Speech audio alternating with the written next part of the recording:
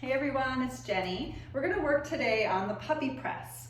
Now the puppy press is supposedly, quote unquote, an easy way to get into the press handstand.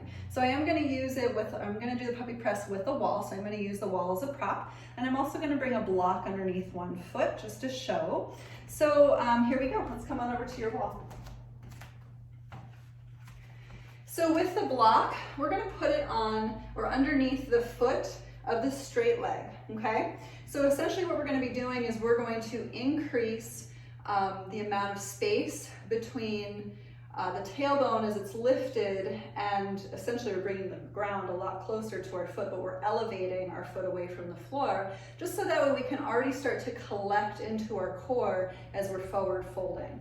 So if you're not super familiar with the puppy press, it's actually a really neat way to get into the press of perhaps a straddle.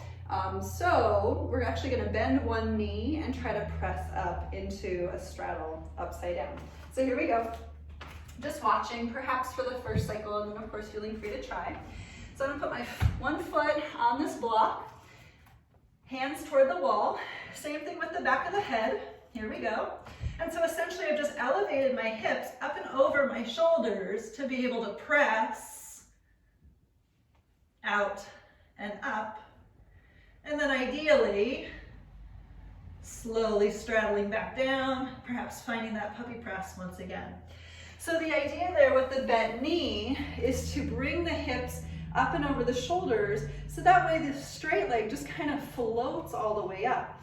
And the idea behind this is to try to get that vertical structure, right? So oftentimes, especially if we're not super flexible, we're not exactly vertical when we're trying to come upside down into a handstand. So we try our handstands from different modalities, like a kick up, or from downward dog, or from other sort of points of reference. But with the puppy press, this is really helpful for folks who are not super flexible. So again, bring a block underneath your standing foot. Let's try it again, just for good measure. Block under standing foot, hands toward the floor, planche forward into the fingertips, back of the head on the wall. You can come to the tippy toes on the block, but lift, because that other knee is straight, or I'm sorry, the other knee was bent. We've already got the hips up and over the shoulders. So I'm just going to bend that knee again and really try to keep the hips over the shoulders as I slowly pike or straddle that other leg down. So I do have to say that it's sort of interesting to try the puppy press with the block. Generally, I would just kind of use a wall in the past, and I think that that was okay for my body, but I definitely recommend using the block. I think it's a really great resource. So, and if you don't have a block, just stack a couple of books. Practice the puppy press, and you can start to do it in the middle of the floor too, especially if you know a good cartwheel out strategy. And sometimes if I'm doing it in the middle of the floor, I have to do a little bit of a hop up, but then it really helps to straddle the other leg up. So, just kind of play with it and see how it goes, and maybe try 4 or 5 of them in every practice that you come to. Thanks everyone so much for watching. Namaste.